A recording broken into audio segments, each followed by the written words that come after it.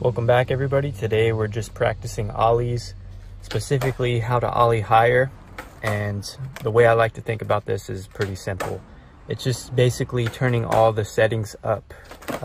You're trying to get your ollie from this to this, then you just have to turn the settings up. And what I mean by that is kind of like when you're playing with your car radio or like a guitar amp where you turn all the settings up.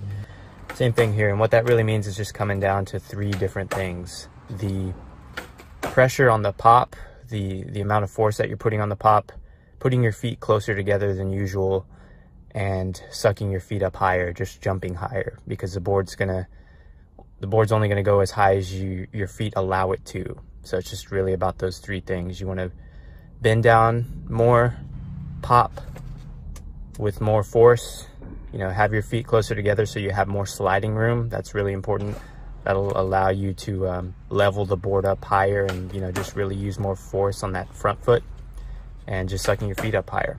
And so what you end up getting is a much higher ollie, and that just really opens up a lot more doors for you. When you can ollie higher, can ollie over higher obstacles, you can skate more things, you can be more comfortable skating different things. So it really opens up a lot more for you, and it's only going to come with time, practice, and comfort. So when you first start ollieing, you may not be as comfortable with it, but as you develop more comfort, you can start jumping higher and really getting to your potential. So just a quick video on improving your ollie.